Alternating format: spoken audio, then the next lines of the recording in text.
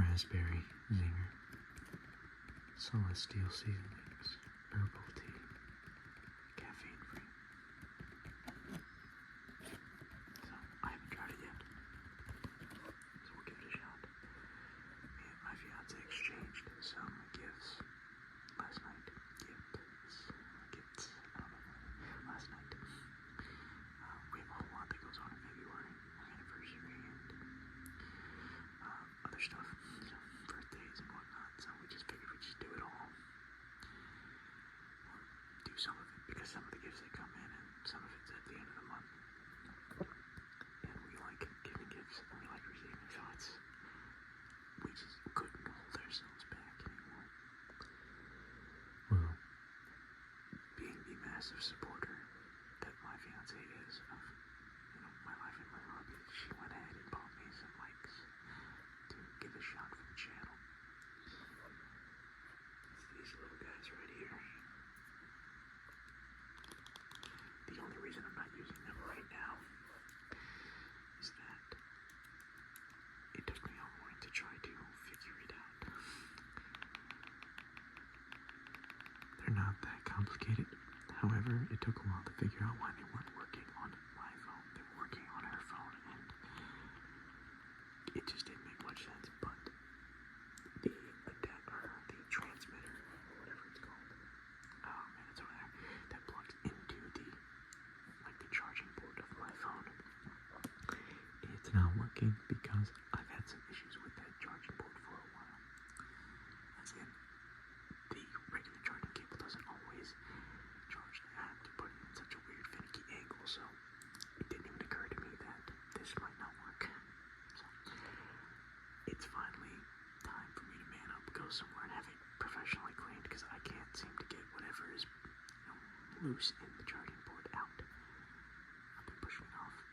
I also have a free upgrade on my phone, so I might just do that too. We'll see. Either way, I'm very excited to try out the mics on my fiance's phone. They work just fine. Actually, pretty good. Much better than this quality.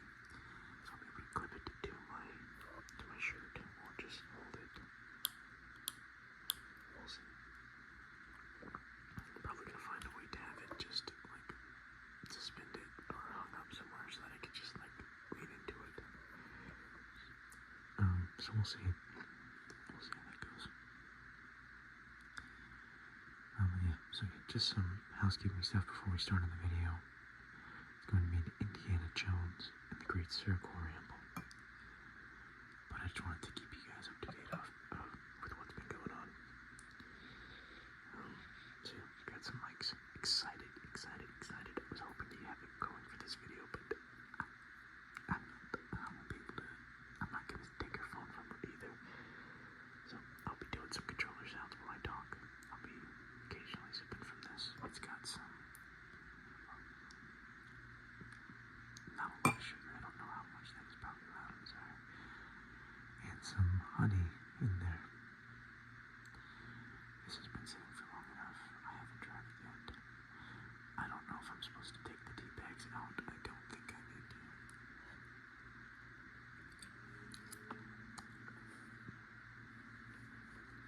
I just tasted all the spurs pretty good. Before we jump any further in there, we're going to go and take our first real sip. That is right hot, but it's very good. I do like caffeinated drinks, but this one's not bad. I'm going to move this out of the way. So, I hope you're all doing well. Hope you guys are excited for this video, where I'm going to be giving kind of my extended thoughts. This is probably going to be a longer video. We're already 5 minutes in and I'm just now starting, so what do I think about Indiana Jones and the Great Circle? Well, I can say this. I think it is an all-around fantastic game. It has its drawbacks, it has its cons, but what game doesn't? And for me, it's all about if I had fun with it. You know, I'm willing to forgive a lot of jank, a lot of, you know, immersion breaking things, bugs, whatever. As long as I'm having fun, I can forgive it. I don't really care. And that was a lot of this game. I found myself having fun despite some of the weird things that were happening, and we'll get into that. But of course, now there's a dog barking. Love to see it. Love to see it. I have a couple of notes that I took at work. There's going to be some light. No, you know what? I'm gonna spoil the game. I was not forcing myself, but rushing myself to beat this game because I thought this Ramble was Friday's video. But it actually wasn't. It always was Sundays. So I ended up beating it Thursday night, going, alright, I can talk about it tomorrow. Looking at my schedule, I'm realizing that I had another few days to go re-explore some areas, get a couple more achievements, and kind of reevaluate my opinion now that I've beaten the game. Like the main story, I mean. But yeah, my opinion hasn't really changed. So, the blanket summary is that I do love this game, and I did not expect to enjoy it as much as I did. I knew that I was going to give it a shot eventually, but I never expected to play it this close to launch, even if it was free on Game Pass. Not for any particular reason, I just, I hadn't seen any of the Indiana Jones movies. I played Lego Indiana Jones and loved that, and I did like Indiana Jones a lot as a kid, but like I said in a previous video, it's kind of a fake fan thing, because I just thought the idea was cool. I never saw the movies, I never played any of the original games. I had one comic book I was given, and Lego Indiana Jones, and that was enough for me to like it. And I don't think there's anything wrong with that. We all have different entry points in the series that we love. But I have to say, this game really surprised me. I really enjoyed it. I found myself, for the most part, loving every second of it. There were a few moments where I was getting really pissed off, but,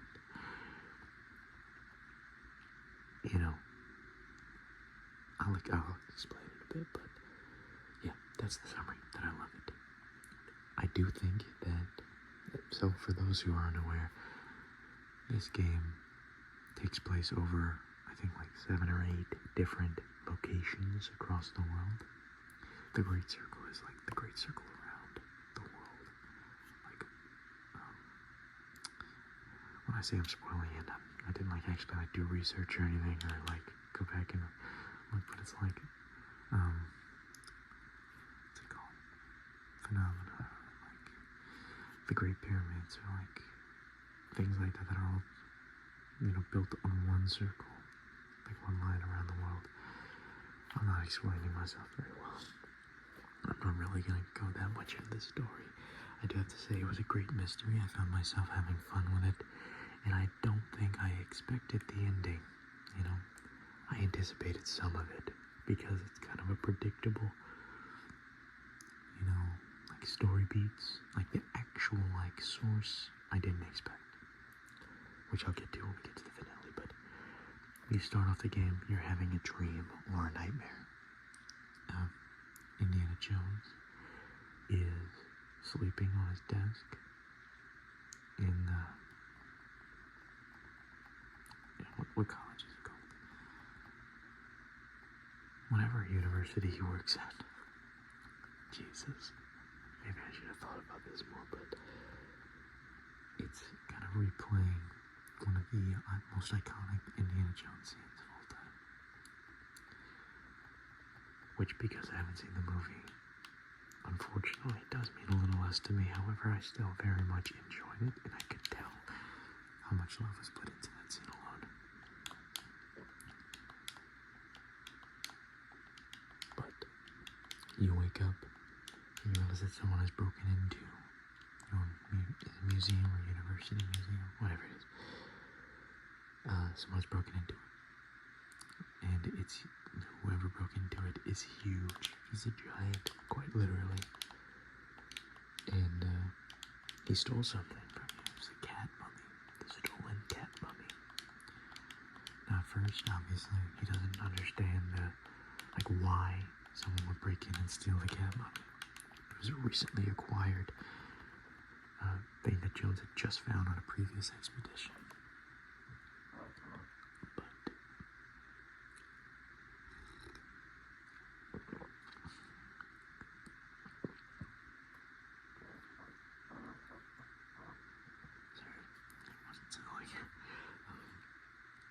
either way, that's kind of what kickstarts the journey. You go to the first location, which is the Vatican of all places. Now, of course, like the other movies, World War II is still going on. Yawning already. World War II is still going on, so the Nazis and the fascists and all those bulk are still some of the, well, they are the antagonist. Along with it, I think it's Imrud Voss.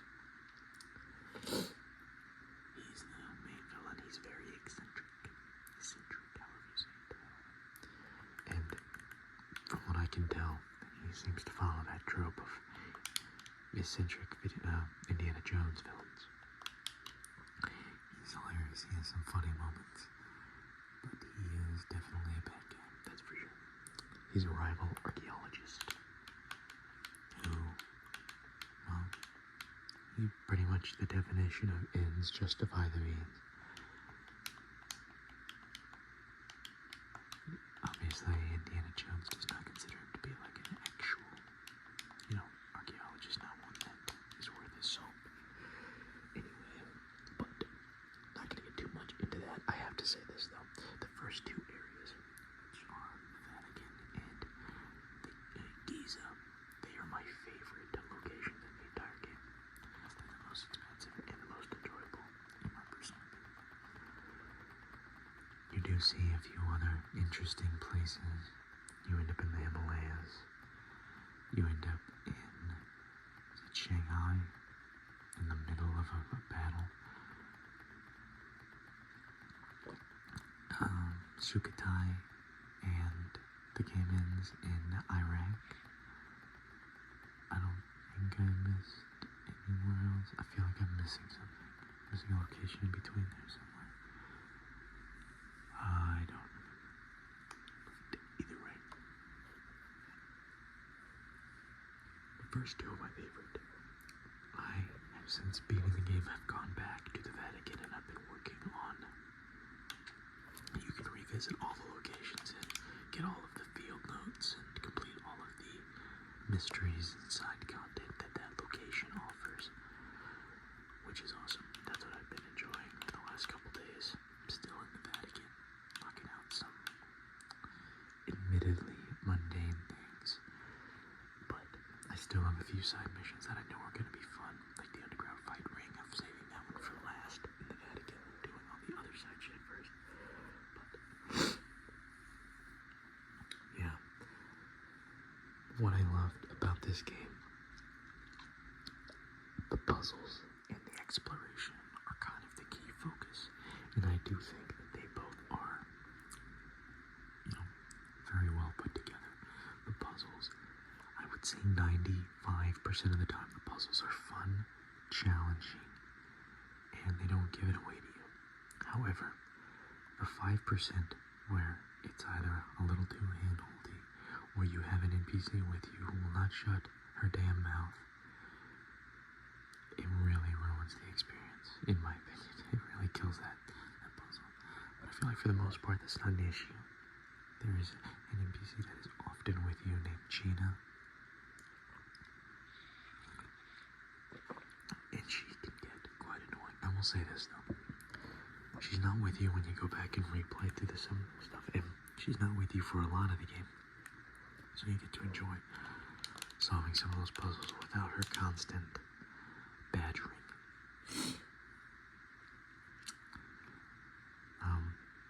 I found it quite annoying. She'd quite often just walk in front of you while you're trying to solve something. That was more annoying than the thing she was saying. But either way, NPCs are one of the downfalls of the game, but I don't want to get too much into the cons right now. I still have some good things I want to talk about first. So yeah, the puzzles and the exploration. There's a lot of action sequences. Like there's a period in the Vatican, like when you're leaving the Vatican, where you were hanging, like you're using your weapon, you were flying underneath the blimp, like you're holding onto a blimp that is flying away. That's terrifying, actually. You know, and that's just one of the first ones, and it's not actually crazy, but because of how great the animation is, the graphics, and the sound design, it's terrifying. It doesn't, you know, you obviously are well aware that you wouldn't be able to do that in real life, or you shouldn't try anyway.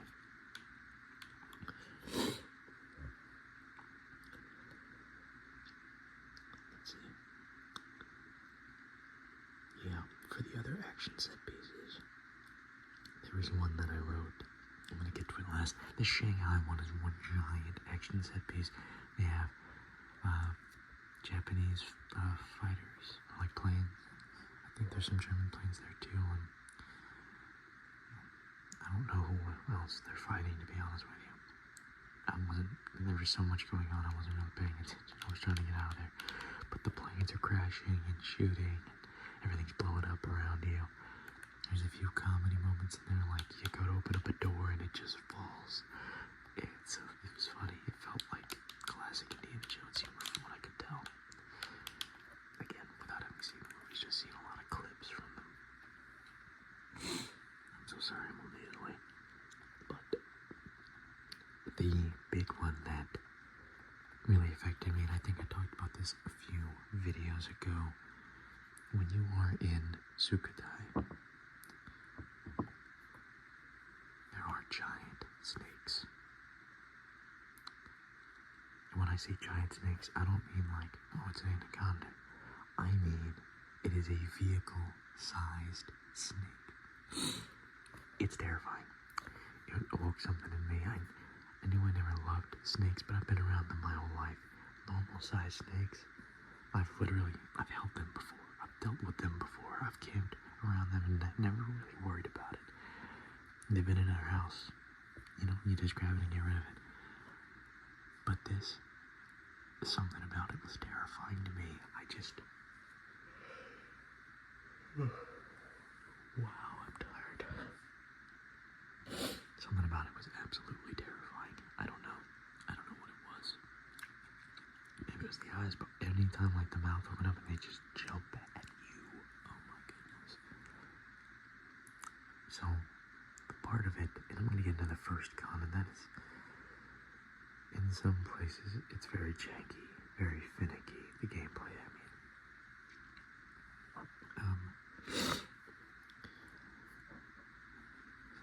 Pretty buggy sometimes, but we'll get to the bugs later. But in Sukhothai, there's a period where you put on a rebreather mask and you swim underwater for a period of time. I died a lot trying to figure out where to go. They kind of tell you where to start, but they don't give you a concrete path. They don't tell you where to go, and it's so murky under there, like underneath the water in the swamp, that it can be hard to tell where to go. Almost actually impossible. I died, I think, over 10 times in the first spot. Like, I leave the first, so they kind of have little pathways, right? There's holes that you have to swim through in like tree stumps and logs and stuff that's underwater. I would leave that first hole, the snake will fly right by you, and that, Indiana Jones will scream. That's a gut-wrenching scream. And my first thought was, oh, I need to go to the left. I need to go the direction he came from, because he's going the other way. No, you die immediately. I'm like, alright, I clearly gotta go somewhere else. But it's not obvious where to go. It's not even really inferred. I had no idea where to go. The place that I'm supposed to go, it didn't even look like a path I could enter. Maybe that's a skill issue. I'm sure it is. But for this part, I had to look it up like because it's terrifying. Because the giant snake will come up behind you and just eat you in one bite. It's terrifying, in my opinion. I was very much not enjoying this section of the game. But once you do get to the pyramid, or the temple, whatever it is, there are a few more moments with the snakes. But honestly, the worst part for me is that first part. And I felt a little bit better looking at the comments and seeing that I was not the only one who struggled as much as I did with that part of the game. I don't know if this needed sugar. It tastes like candy in my mouth. Like I would have preferred just the honey. Which, like, I don't think it needed extra sugar and honey. I didn't even put a lot of sugar. But maybe that's a me thing. But either way, there's a few other moments with the snakes. They have some pitchforks and stuff you have to throw into their mouth. That wasn't too bad. I never died to the snake after that point, but it was a little scary. I very much dreaded every time I saw that big ass snake moving under the water. There were some ridiculous parkour moments that you have to do to navigate it, to not get eaten. Now that I'm remembering it, there were a few times that I died, but it wasn't nearly as aggravating as that first underwater section. But I digress. Once you get past it and beat that first one, that's kind of it. It doesn't really matter anymore. But there are a few moments where it's still scary. Like you can see the giant, like where the snake was shedding and it was just hanging off, like the walls of the pyramid and stuff.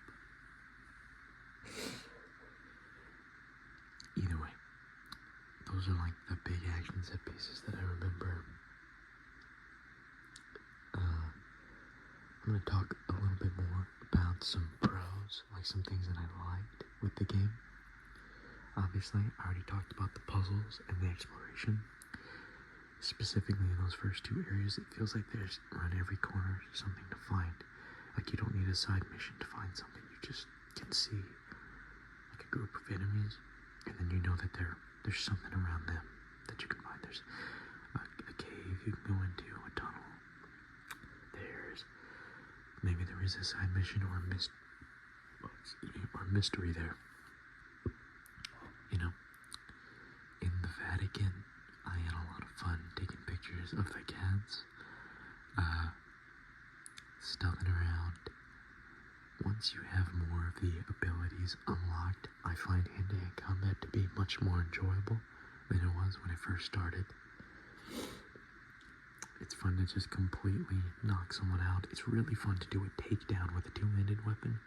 A lot of them are variations of the same move where you sweep underneath their legs, you hit the enemy in the crotch, and then you knock them out with the weapon, which will usually break the weapon. So it's really funny because the physics are insane.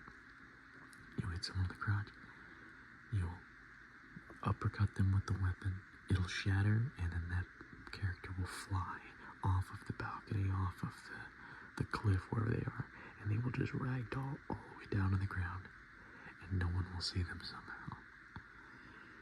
It's ridiculously hilarious. I have saved a lot of clips playing the game with that kind of stuff. I've described this game as, like to my friends, I've described it as like a modern PS2 game, you know, where there's some jank, but it's fun, it's funny, it's enjoyable, it's easy to manipulate, which is a good thing, I think. Like it's somehow both extremely immersive, but it also takes itself not very seriously at all, which I think is a great thing. I think that's part of the reason I love it as much as I do. While it has its downfalls in certain areas because of the jank, I think for the most part it does the game favors. Another thing that I want to talk about is the journal. Now this is a weird thing that I find very satisfying, and that is that all of the story progress is contained in the journal menu, which is an actual book Indiana Jones will open up. I'm just going to start calling him Indy because it feels weird saying his full name. In Henry Ford. Henry Jones. Is Harrison Ford and Henry Jones. But the journal. So on the map, the side mission, like it's all organized in the journal. And as you complete story progress, the journal will fill out with little doodles that Indy's drawn, pictures, notes, things that you pick up. It all goes into the journal for that area, and you can see the pages, filling up with stuff. Like, it feels legitimate, it feels authentic, it feels immersive, it's fun. There's some part of me that loves seeing the journal as filled out as it is when you beat the game and finish up all the side missions and stuff. It's really fun. I really enjoy that. It's probably too satisfying for me. I think that's one of my favorite parts of the entire game, which is ridiculous to say out loud, but I don't know. I just really love the way that they chose to do that. I like flipping through the maps and seeing all the places you've been and looking at the side missions and stuff. They have like little menus on the side so that you get like standard video game UI, but it also shows you in the book like any relevant stuff that you need. Like they have some like field research, field notes that you can actually open up and read, and that's how you solve a lot of the like lockbox puzzles and stuff. Like they have like safes and like chests and stuff with a lock on it you gotta solve. A lot of that is solved just by looking through your notes in that particular area and using that to solve a lot of the puzzles. Very interesting stuff, very satisfying, I think. And I wish more games did stuff like that, I can't lie, but if they do make a sequel, I hope that they incorporate the journal in a similar way. If not the exact same, I'd be okay with that. But and I said it earlier, it's a very immersive game. Like, just for the most part, it's such a beautiful game. If it's not bugging out, it could be very easy to get lost in it. And like I said, especially in those first two areas. I think that those are the most polished areas in the game. And I did like Sukhothai. Sukhothai is a larger area, but you spend so much of the time in a boat. And I think that takes away from the game astronomically. I mean, not the game, from that location, Like, it feels like you're on a boat most of the area. And when you're on foot, it feels like you're on foot for like 2 minutes before you're back on a boat. How tired can I possibly be? Wow. I'm guessing the team might be doing this to me. But yeah. So like I said, very immersive game.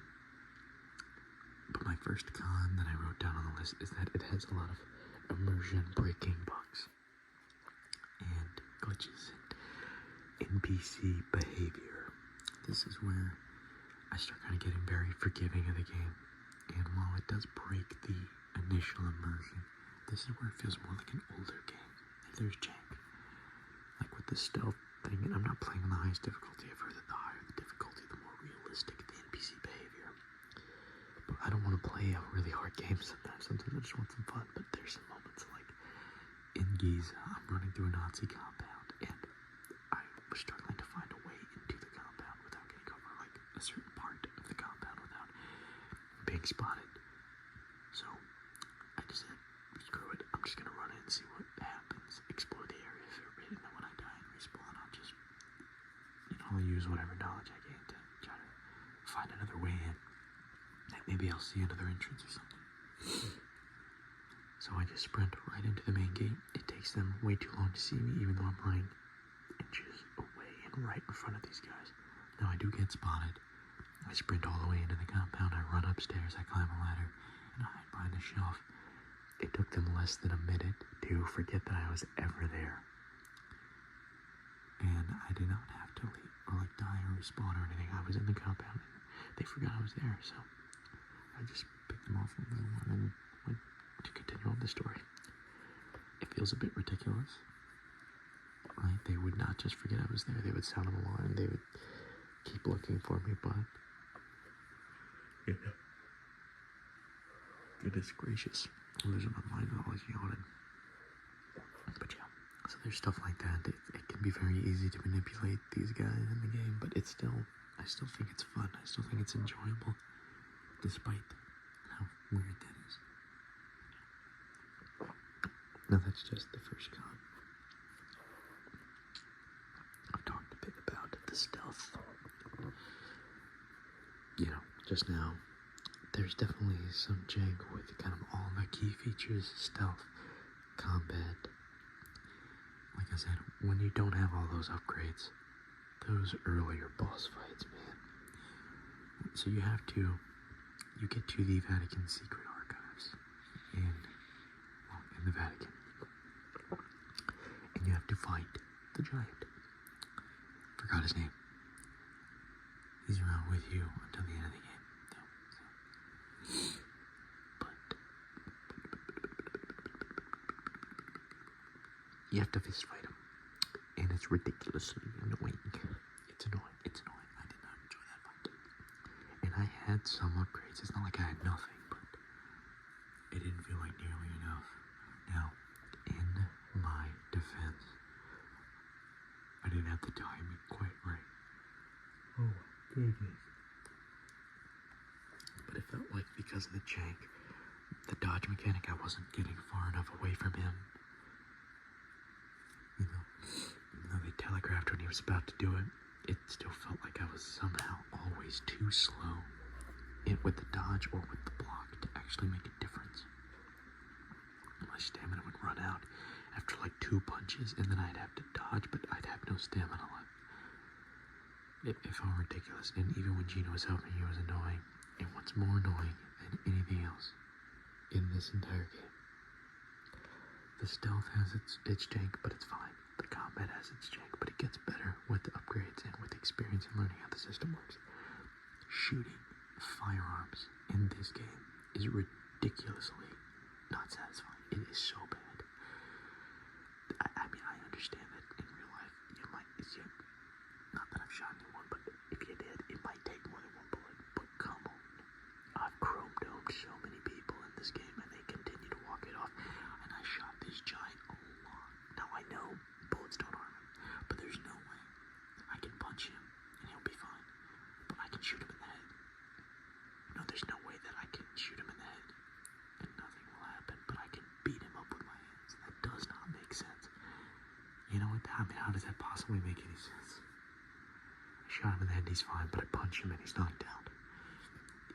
I don't know. I mean, I get it. It's all for the sake of the game. He's gotta live. He's a main character, but it just feels ridiculous. And it's not just that boss fight. Sometimes you're shooting regular guys and it can just be not fun. There also is not a reload button. It just kind of does it on its own, I think. Or I never figured out what the reload button was because I tried to reload and it didn't work. I do have to say I enjoy that when you're holding a firearm, you hit X or square and it'll shift it to a melee weapon so you can pistol whip. Hand-to-hand combat and using weapons as a melee weapon is the best way to enjoy this game. Firearms are a last resort, and even then I just don't recommend it because it'll make the situation much worse because more enemies will show up and you don't have the bullets for that kind of situation. I would really only use firearms in this game if I was about to die and there was like 2 enemies left and I was worried about not making it or getting jumped or something. When you grab their like automatic firearms, it's a little bit better. But either way. And I've talked a bit about how ridiculous the AI can be. NPCs on, whether they're allies or enemies, they can be a bit ridiculous. I'm not going to get too much into that. I've talked a bit about the cons already. And I do have some more stuff that I want to talk about. Specifically, the voice acting and storytelling. I think that, of course, I'm blanking on voices. Indeed, in this game, it's not Harrison Ford, but he did an incredible job of somehow mimicking Indiana Jones and bringing his own flair to the character. I think that it's perfect casting. And I do really hope that that we get to see him do Indiana Jones more. You know, whether it's in, it could be in anything, it could be an animated film, it could be sequels to this game. I would rather sequels. But wherever we see him, I think that it would be criminal to not have him voice Indiana Jones in more projects, because he did incredible. The storytelling was really good. I found that the mystery unfolded in a perfectly reasonable way. It didn't feel like at any point too much was shoved down your throat. The B plots and C plots are tied up very well and in their own time. Again, it didn't feel like it was too much happening or, you know, any forced conclusions. I'm so sorry. But yeah, I mean, it felt really entertaining. I felt thoroughly encapsulated. I was very much into the game and constantly paying attention to the story because it was fun. It made sense. It was going at a good pace, and it never like telegraphed too much what the ending was going to hold or where the next location was going to be. They have some like references and stuff to where they're going to be going next and stuff, but it's very interesting stuff. I forgot what I was about to say. But yeah, voice acting, storytelling's great. I found Gina's voice actor to be very good as well.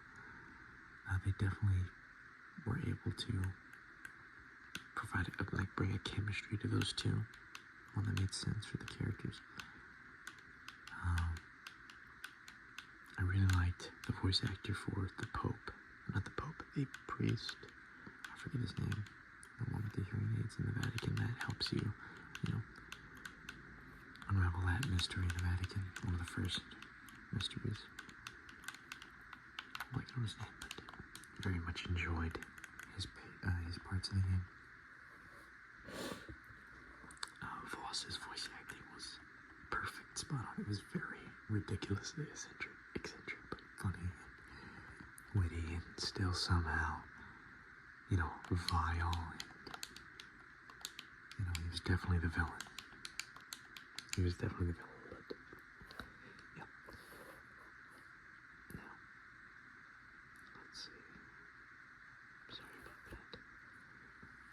I am excited to continue replaying and get to 100%. It is one of my gaming goals for the year to,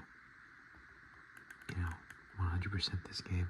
Beating the story was one, and I get to check that off now. I just realized I haven't done that yet. So that's exciting. Kind of in summary, it's very much a fun mess, it has some really messy moments, but I still couldn't stop playing it. And I'm excited to keep replaying it. It's definitely a blend of classic adventure games. I've said that already, but I can't seem to get that out of my head. I really like that comparison. I think it's apt. Let's see. Yeah, like I said, maybe I'm forgiving it too much for some of its jank. Maybe you guys wouldn't agree with what I'm saying. Maybe it's too janky, or maybe you don't notice the jank at all. If you're playing on a higher difficulty, maybe the NPCs act appropriately and it's not so bad. I don't know. I hope so. Let's see. Yeah, definitely got some fantastical moments there. The stones being able to teleport you to locations just around the world is, I gotta say, it caught me off guard, but it's still very cool. And it definitely adds a lot to, the lore of Indiana Jones and how fantastical that I guess those movies are. I never really noticed. I mean, like I said, haven't seen them. And of the clips I've seen, it seemed like a very grounded set of films. I really do want to watch it. And my fiance loved watching me play this game. So, we're both very excited. Our next movie night is actually going to be Oh no, it's her film. So it's what we're doing is we're rotating. She picks a movie, I pick a movie. She picks a movie, I pick a movie. The next one's her pick. I don't remember what she picked, but after that it's Indiana Jones, the first one. I think that's Raiders of the Lost Ark, right? That's the first one, right? I'm pretty sure. It's Raiders of the Lost Ark. Is it the Temple of Doom? It's the second one, and then Crystal Skull was... No, that's like the fourth one. Oh, it was, oh my god. The third one, I'm trying to remember. Oh my goodness, oh my goodness, oh my goodness. I just read it yesterday. Like, I read it, like, on Instagram or something. It was up there. I don't remember. I'm sorry, guys. I'm a big fan. But either way, I very much love this game. And as much as I would love to see some sequels from this, I think what I want equally as much, and I may be the only person who wants this. I may be the only one. But I would love to see them remake the original films into games like this, like as immersive, as expansive, and they don't even really need to add more. Like, this one was a long game. It has 4 hours of cutscenes and cinematics. I loved it. I think it would be perfect for this game format. It wasn't too short, it wasn't too long. I would not be upset if they remade the original movies and they were shorter games, just to not like really drag out those movies too much, you know? I would love that. Now, again, I might be the only one. It might just be because I haven't seen them, so it'd be cool to see them and experience them that way, but I am going to watch them. And then maybe I'll change my mind, but I'd love to see it. But yeah, more importantly, I'd rather see sequels. You know, I think I understand in my heart that sequels would be better than remakes, because it's original stories, right? And it gives the voice actor a chance to do his own thing instead of constantly like trying to mimic lines that Harrison Ford's already said. That might be a thing to consider.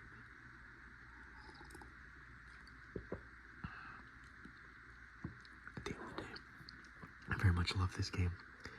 I'm still fighting off the urge to buy a physical copy. I love owning physical copies of games that I enjoyed. Yeah, even if I already have them on Game Pass, I'm going to buy this game eventually, physical, because I just like owning physical games. I'd love to own the Globe, the special edition, but it doesn't come with the game. It comes with a download code, and honestly, that's enough of a deterrent. I don't really have a room for fucking Globe anyway, so. But we'll see what I eventually get.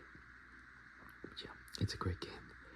If you love Indiana Jones or action-adventure games, I recommend you check it out. A lot of people were turned off by the first-person, perspective. I think it does it favors in some parts. Makes it easier to be immersed. I would have preferred a third-person mode, but I do think with the way this gameplay is structured and the way it works, they probably would have made it a little more difficult in some areas to navigate that and figure that out and solve puzzles. It's easier to be first person, closer to the action, closer whatever. Oh, one thing I kind of glossed over are the outfits you can wear. They have that you can use to blend in. You can dress as a priest in the Vatican. In Giza, I think you just wear like a worker's uniform, I think. In the Vatican, there's also, there's a whole bunch of uniforms. There's more than one. You can also dress as one of the fascists, it's like the black shirts. In Giza, I think you wear, is it a Nazi? I don't remember. But you can blend in, walk in the encampments, and they won't recognize you, even though you should realistically be public enemy number 1. You think Voss would put Indy's face on every wall. But again, just ignore it. It's a game, and it's a fun one at that. So yeah, that stuff's kind of cool. You have to go find those uniforms. You can't just grab them off someone, like Hitman or something. But yeah, let me look through my notes. There's a few more things I want to talk about. Not all that much.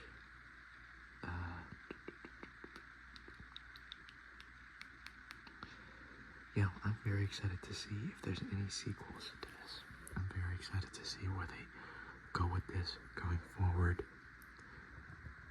And I will definitely be buying a physical copy of this. And I'll definitely be buying physical copies of games until they stop making physical copies of games. But before we wrap this up, before I let you guys go, and before I give you the official rating that I'm giving the game, I'm going to talk a bit, just a little bit about some stats. It's going to take like 2 minutes, but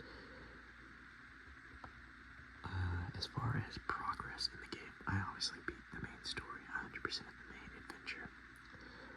The Vatican, I'm about, I'd say halfway, if not 70% through with all the side content, as far as, the side missions and the mysteries, and the, what they call it, like the ancient artifacts. You have to find artifacts in all the locations. At the end of the game, in the final area, Iraq, they have a wall. I think it opens up a vault if you get all of the artifacts and you plug them in a certain way. It is a puzzle. You have to put the artifacts in certain locations to complete the puzzle. I think there's 4 or 5 individual puzzles. I have enough artifacts to solve 2 of them. So, about halfway-ish through with these. So I'm going to have to go through the locations, get all the artifacts, go back, and then finish the puzzles. So about halfway through with that part of it.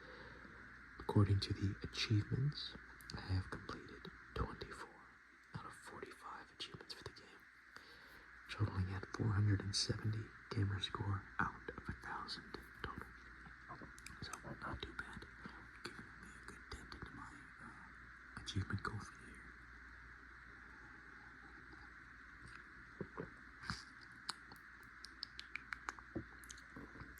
Now, admittedly, Indiana Jones has been on the back burner for a little bit. Like, I played in spurts for like 10, 15, 20 minutes, except for this week when I was rushing to finish it for the video. I had taken a break because I've been playing other games, Red Dead Redemption 2, Red Dead Online, Marvel Rivals, other stuff, right? Borderlands. It was good to get back to this. I do want to finish it when I finish this video. I'm going to go back and start working at those puzzles and stuff. But I really just wanted to make sure I beat the story. Speaking of, I never did talk about the finale. Oh, real quick. I've played this game for 2 days, 18 hours, and 15 minutes as of right before I started this video. That was what I took. Some of that's in pause menu for sure, but that's as many hours that I put in since December 19th is when I started playing it. That's when I got my first achievement. So, December 19th, 2024, for those of you who are time travelers and from the future. But, so about a month and 10 days, 15 days or something like that. About a month and 10 days since I started playing the game.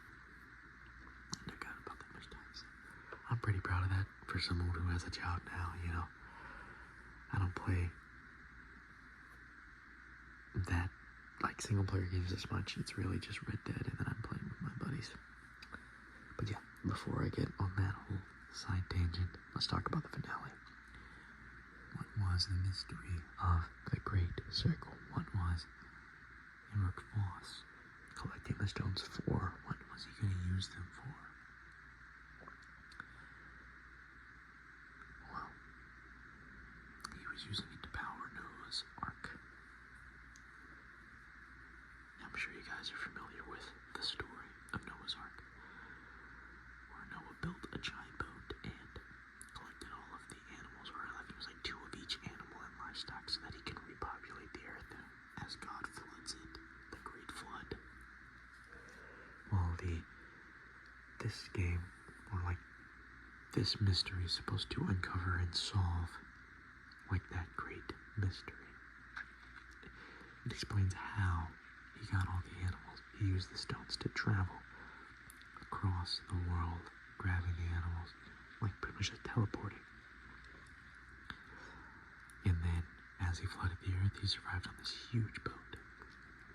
It is a pretty big boat. I wish we got the chance to explore it, but by the time you get to the boat, you're held captive. And Boss just kind of does his thing. You get some boss fight. I have to admit, I did struggle a bit. There's a part where you and Voss are each attached to one end of the whip, and you're hanging off the side of the boat, and you're swinging and fighting each other. I forgot that there's a block button. It had been so long since I tried to even do a combat, like a physical combat. I've been stuffing everything and trying to rush through it. There's a block button, and I kept dying because he kept, like, karate kicking me. Though that's another thing. Remember, our boss is a master of karate. That's how he says it. It's ridiculous. But once I remember there's a block button, it was light work. It was easy. It was fun too. I think it was as fantastical as it needed to be to really match like what it was setting up. If the ending was like not as fantastical or less or more grounded, I think it would have been weird, you know, because they were really building up to this mystery and the power of the stones, and it would have just been really strange to if, you know, the power was anything less than something this crazy. So I very much loved it. I loved how it unfolded. But what's next for Indiana Jones and the Great Circle? There is a DLC coming out. I think it's called The Order of the Giants.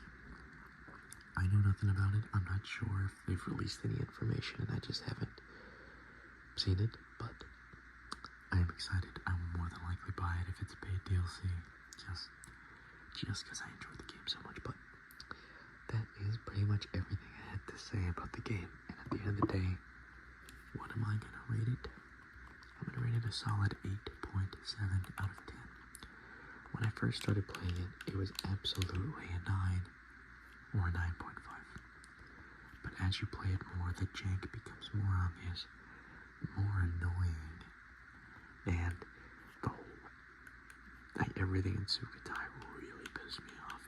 For a second there, it dropped down to like a 7.5, because I was like, man, I can't justify giving it over an 8 right now. I'm so upset, because it was aggravating. But once I got past it and I went back and was playing with the other stuff, I'm like, alright, the rest of this game is really good. I just really did enjoy the Sukhothai area, and it felt like it wasn't just me. But I also started doing some side missions in Sukhothai, and I really enjoyed those just as much as I enjoyed the rest of the game. It really was just that, the main story chunk with the giant snake, which, again, is probably just a skill issue, you know. But anyway, I hope you all enjoyed today's video. If any of you guys have used this microphone before, please feel free to let me know what you guys think. If you have any advice for me, it's this right here. There's no brand on it. But yeah, I'm gonna keep looking into that. If you guys have any advice for me on how to operate that equipment, I'll greatly appreciate it. But anyway, I'm gonna wrap this up now. Thank you all for stopping by.